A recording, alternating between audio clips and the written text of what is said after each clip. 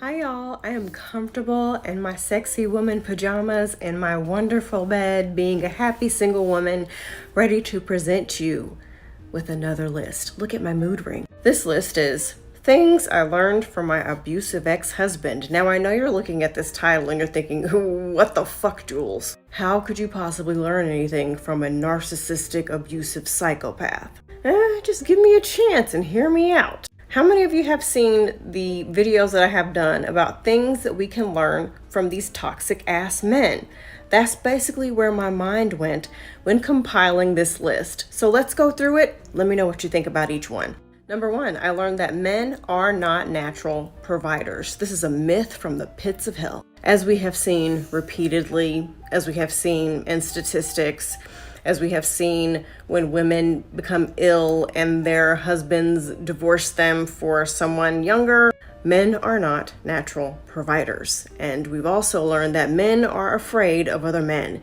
The only people that men will protect are themselves and other men. Now, wait a minute. I know what you're thinking. I'm married and my husband protects me. My father protects me. That's another thing. Men only protect what they own. You, in some way, are of service to them. If you're their wife, you're cooking for them, you're cleaning for them, you're taking care of their children, you're providing sex to them at the very least. And if you are their child, well, you're seen as an extension of themselves. It's kind of like a dog being protective over its bone. You see what I'm saying? Number two, men are not natural providers.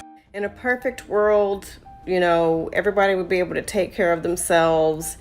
Families would help each other out. It would be an even playing field. But in the world of white supremacy and patriarchy, we have been beaten into this idea that there's a leader and a provider of the home, and the sweet little wife stays home ironing his pants. And there are men who honestly can't handle that role. It's too much for them. But society's like, hey, dude, this is what you're supposed to be doing. So they get frustrated and they take that shit out on their families. There were several times when I was married to my abusive ex-husband when he would get so frustrated and say, I can't believe I have to take care of you for the rest of my life. What the fuck? As Black people, our ancestors didn't do this patriarchal bullshit. Okay, so if you're in my comments preaching to me about submission and how the man should lead, you've been drinking the Kool-Aid, my dear. You have been drinking the Kool-Aid. And because of who made that Kool-Aid, there ain't even enough sugar in it for it to be enjoyable. Number three, people will take advantage of perceived innocence. You gotta let folks know that you ain't the one. My ex-husband would always comment about the fact that I was so nice and sweet and innocent. He was, I think, 6 or 7 years older than me when we met. I was 20 and he was 26 or 27. And now looking back, I understand why those qualities were so important to him. He used me. He used me to his advantage in every way imaginable. We as women have to stop wanting to portray this image that we are just so nice and loving and sweet and kind. I have noticed throughout my life that the only people who really ever called me mean or bitchy or rude were the people who were trying to take advantage of me and disrespect me and cross my boundaries, and I put my foot down, and that pissed them off. I am fine with somebody thinking I'm a bitch or rude. That's okay with me, but you know what you're not gonna do? Disrespect me. I win. I don't want to be perceived as nice and sweet and innocent. I want to be perceived as don't fuck with her. In hard times, it is imperative that you focus on what's important. Look at that. I meant to say that you focus. I can't even type, y'all. What the hell? Y'all get what I'm saying, right? Y'all aren't those type of people who corrects people on their English and their grammar all the time. Please tell me that we're friends. Okay, back to the list. When times were stressful, my ex-husband focused on getting out of those hard times. Hell, even if it meant treating me like shit. Now, what we can take from that is when we're going through shit, we should not be dating. We should not be out here in the streets. I'm sorry. Way too many people got stuff going on and they're out here filling the void and trying to pass time thinking that they need to be focused on finding the one. Now, I'm not saying that only rich people can date. That would be fucking dumb.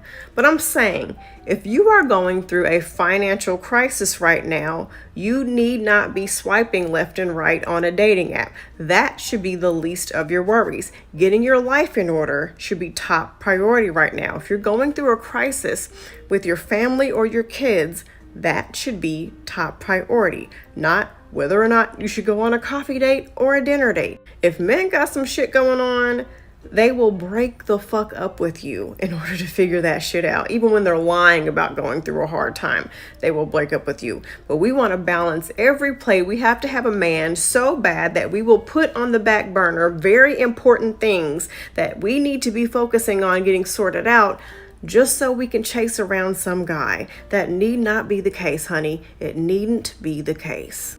Number 5, keep asking till someone says yes. Now, I met my ex-husband in Arkansas, and he had like a rough childhood. No, I'm not telling you guys this to feel bad for him or to make excuses for his bullshit. Just follow me here. He had to do a lot of hustling to get by in his life. So we would get apartments that we didn't make enough money for, that we couldn't afford. He would get jobs that he was not qualified for, all by talking to the right people, all by going a step ahead the person who's telling him no. These guys do not respect authority, okay? So if you don't give them what they want, they're going to find a way to get it. Sometimes to our detriment, unfortunately. But the positive thing that we can take from that as women, we cannot back down. I hate to say this, but sometimes you gotta ask for the manager. Sometimes you gotta call corporate. Sometimes you gotta be the one to leave the Yelp review. Okay? Sometimes you gotta make the phone call and send the email. If you need something, you cannot just be like, oh, you said no? Well, okay. No. I have gotten so far in my life by having that same mindset. I have gotten so many opportunities and so much help at times in my life when I really needed it, just by refusing to accept somebody telling me that something can't be done or hearing the word no. Because there's some things in life that I'm definitely going to do. That's win, that's survive, that's be successful, that's do what I got to do, that's make sure my kids are taken care of. And you're not going to tell me I can't do those things. Number 6, leave when something is no longer serving you. These men will dump you and act like you don't exist. And they don't care what you have done for them. They don't care what you have going on. They don't care how many kids you have by them. They don't care how cute you look. They don't care about anything or anyone. Once they are sick of you, they are done. But we want to linger. And we want to understand. And we want to work things out. We want to talk. We waste so much time with all these talks and all this understanding. The situation, whatever that is, it doesn't even have to be a romantic relationship. It's not working out. Time is up. Move on. That's how a lot of these men, as terrible as they are, that's how they're able to sleep at night. Because when they're done, they don't give a fuck anymore. That's it. We stress ourselves out. Stress ourselves into a mental breakdown, worrying about people and situations that ain't worrying about us, not benefiting us in no way. And we got to stop that. Number 7, fake it till you make it. There were lots of things, like I said in a previous example on this list, that my ex-husband did not qualify for. He did not earn. But because he's a narcissist and charismatic, he could trick people into thinking that he was overqualified. And he was amazing. And he was this great, trustworthy person. He was hanging out with company bigwigs and all this shit. There is no reason for us as women to have imposter syndrome ever, because most of these men, about 99.99% of them, are not qualified for any of the shit that they're doing. But they learned the verbiage, they learned who to talk to, and then they get where they want to be. That mindset has also helped me get very far in life. All those jobs that say you gotta have experience before you can get in, yeah, I was getting those jobs when I had no experience, which helped me gain experience in things that I needed to gain experience in. Does that make sense? Anyway, I hope this list was entertaining, me sharing another part of my life with you and things that helped me grow up a lot when I was young and dumb. Tell me some lessons that you guys learned when you were young that have helped you now.